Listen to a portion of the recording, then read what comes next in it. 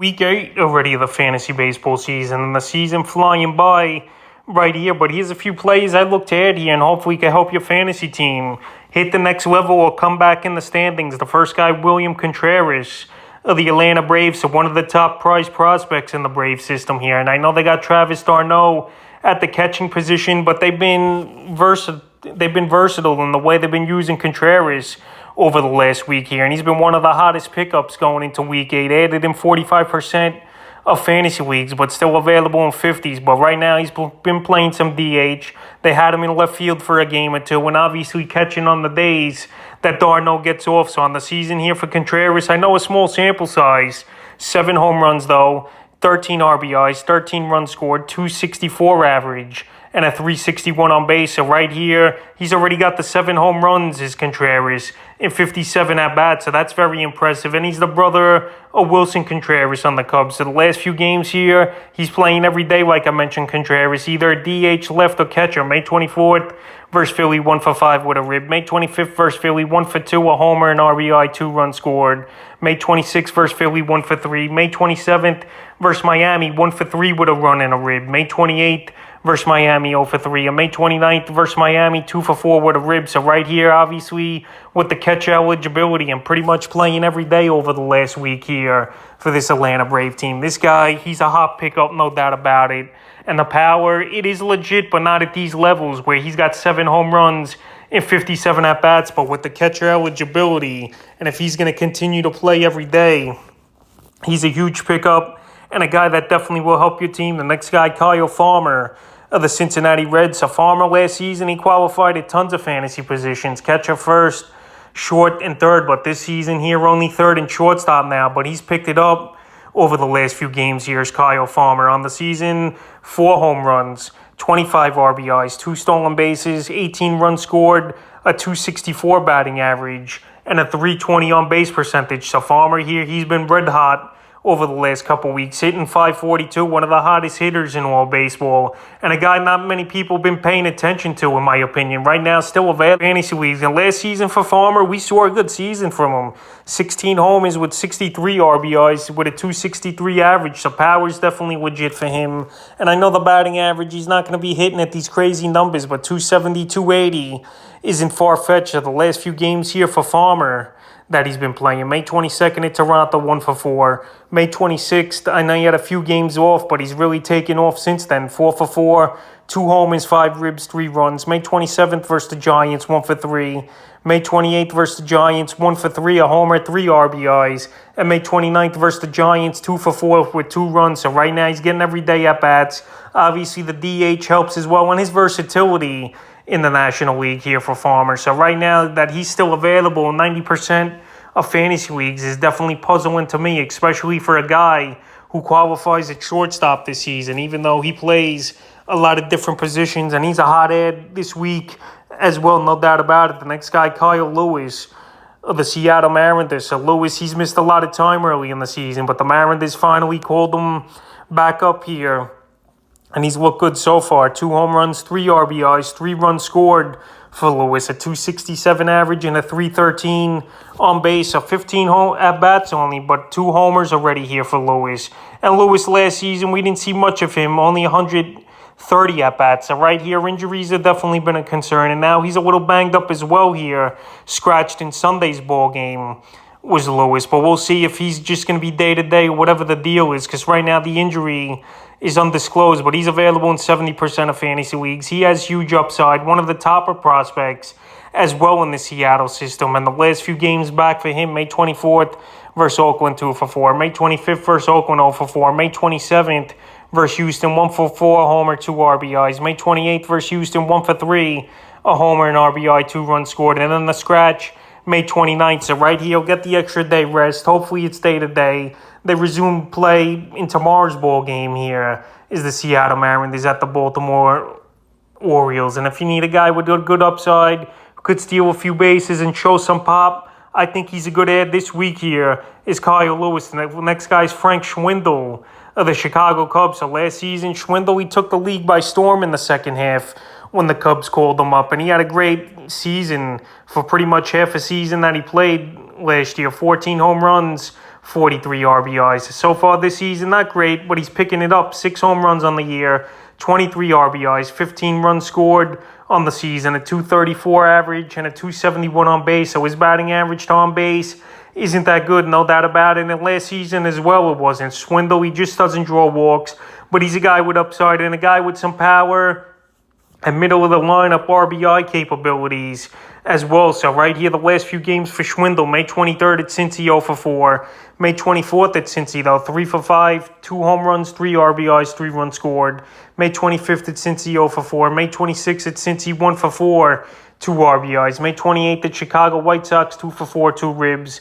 And the 29th at the White Sox, 1 for 4. So right here, he's hitting the baseball better than he was early in the season. He's got a hit now in 4 out of his last 5 games, and he definitely has good power potential, hitting 16 home runs, like I mentioned, in only 242 at-bats. So if you need some first base help, a bench spot guy or utility, Schwindel's a good guy to get, and right now he's available in 73% of fantasy leagues. The next guy I looked at this week here is a Brave top prospect, and the Braves pulled the trigger and called him up, and Michael Harris II. So right here, he's been added in 28% of fantasy leagues over the last few days here that he's been called up as Harris. But right now, still available in 71% of leagues. So far in the season for Harris, 1 for 6 on the season with a run scored. But right here, this guy, he's a speedster, and he's the top prospect for a reason. And we've seen over the last few seasons, these top hitting prospects for the Braves have panned out. Obviously, Acuna.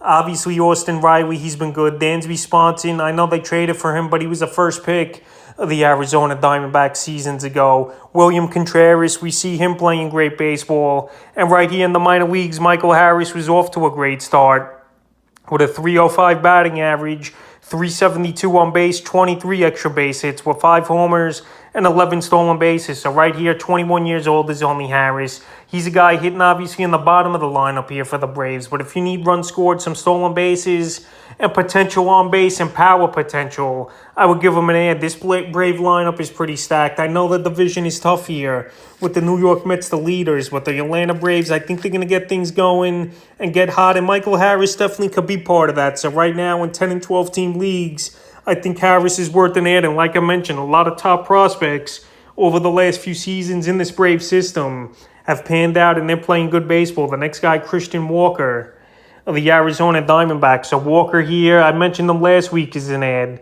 And the only thing he's really bringing, obviously, is power with 6 home runs in the last 2 weeks here. Everything else is low for Christian Walker on the season. 12 home runs, 22 RBIs, 23 runs scored, a 193 average, and a 283 on base. So right here, Walker available in 65% of fantasy leagues. If you're just looking for a guy who's going to hit home runs, Walker's the guy to get. His RBIs are very low with only 22 with 12 home runs. But the power is definitely legit. We've seen it a couple seasons ago. Even last season, though, it was a down year with only 10 homers. But his power is legit here for Walker. So May 22nd in Chicago, 0 for 2 with a run.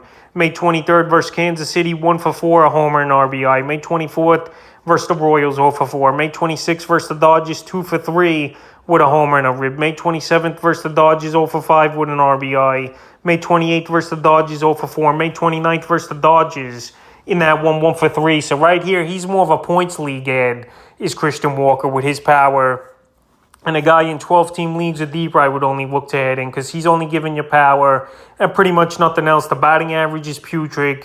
The on-base percentage, 283, is nothing great, even though it's good compared to his batting average. And the RBIs, like I mentioned, are very low. So if you're looking for a guy who could hit 25, 30 home runs, Walker is that guy, but he's not going to give fantasy owners anything else, in my opinion, besides power numbers. The next guy I looked at this week here is Wiliam Flores of the San Francisco Giants. So Wiliam Flores is a very solid pro, in my opinion, and a versatile player as well here, qualifying at first, second, and third in fantasy baseball. So on the season here for Wiliam, 4 home runs, 25 RBIs, 23 runs scored, a 265 average, and a 322 on base percentage. So Flores, he's a guy that always puts the ball in play. Only 22 strikeouts in 146 at-bats, and last season not that bad as well. 18 home runs, 53 RBIs with a 262 average. I think we'll see similar numbers when it's all said and done here for Flores. But the versatility and the decent power is why we'll go out there and get him. And right now, he has been added in 6% of fantasy leagues over the last few weeks. But right now, he's still available in 59% of leagues. So the last few games here for Wilmer: May 23rd versus former team, the Mets 0 for 3. May 24th versus the Mets 1 for 2. May 25th versus the Mets 2 for 4, 2 runs and a rib. May 27th at Cincinnati 1 for 4. May 28th at Cincy 1 for 2. And May 29th 0 for 4 with a run. So I know the last few games here, he's been slumping a little bit. But if you need versatility and a guy who's going to play every day and not hurt you really in categories, I think Wiliam Flores is a solid add this week. The next guy, Austin Hayes of the Baltimore Orioles. So Austin Hayes, we've seen some flashes of him on and off over the last couple seasons, but he's a guy getting an everyday opportunity here for Baltimore. Right now, he's not available in many fantasy leagues, only 55% of leagues, but so far this season, 5 home runs, 22 RBIs, a stolen base, 21 runs scored, a 297 average here for Hayes, and a 361 on base. So this guy's getting on base. He's showing some power. And last season, he did hit 22 home runs with 71 RBIs. I don't think the average will be this high in the 290s, but anywhere from 270 to 280, he's very capable of. And over the last couple weeks here, he's been hot, hitting 370 in the last week with 2 home runs. So Austin Hayes, he's getting an everyday opportunity. We know Baltimore's a bad team, but hey, they got some guys on that roster that do have some fantasy value, and Hayes is one of them. The last few games here for him: May 21st versus Tampa, 1 for 4 with a run. May 22nd versus Tampa, 1 for 1 with 2 ribs. May 23rd at the Yankees, 1 for 4 with a run and 2 RBIs. May 24th at the Yankees, 1 for 5, a homer, 2 ribs. May 25th at the Yankees, 1 for 4. May 27th at Boston, 2 for 4, a homer, 2 ribs, and 2 runs. And May 28th at Boston, 3 for 9 with a run and a stolen bag in a doubleheader. So right here, if you're looking for a guy who will help you on base, decent batting average, and he won't hurt you really in categories, I think Hayes is decent. Just power and RBIs he's lacking in a little bit, but everything else he's pretty solid. The next guy, Hunter Dozier of the Kansas City Royals. So Dozier, very versatile as well here. First, third, and outfield, and he's been added in 6% of leagues, but still available in 71% of fantasy leagues. On the season, 5 home runs, 17 RBIs, stolen base, 21 runs scored, a 276 average, and a 331 on base here for Hunter Dozier. So Dozier, we've seen in the past a guy with some upside and some power, and last season he did hit 16 homers, but only batted 216. So the last few games here for Dozier: May 22nd versus the Twins, 1 for 5 with a run and a rib. May 23rd at Arizona, 1 for 4 with a homer in that one. May 22nd at Arizona, 0 for 2 with 2 runs.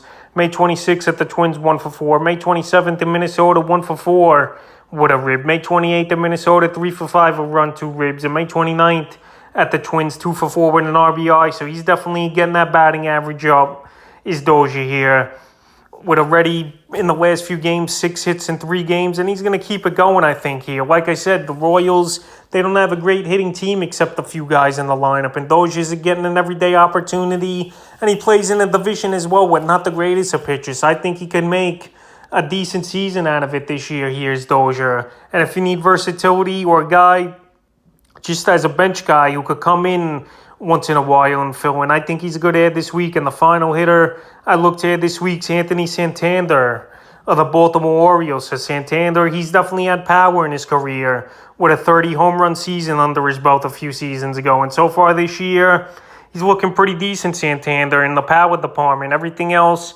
not so great, though. 8 home runs, 25 RBIs, 23 runs scored, 220 batting average. But his on-base is pretty solid here, where he draws a lot of walks as Santander, 340. Couple weeks here, the power is definitely coming alive. 4 home runs in 2 weeks for Santander. And like I mentioned with Hayes, this Baltimore team, they don't have many good players, but they got a few players at least on this roster with fantasy value. And pretty much Santander, Austin Hayes, Rutschman, and obviously Cedric Mullins are those guys with that fantasy value. So the last few games here for Santander: May 22nd versus Tampa, 1 for 6 with a run. May 24th at the Yankees, 0 for 5. May 25th at the Yankees, 0 for 4. May 27th at Boston, 2 for 4, a homer, 3 RBIs, 3 runs.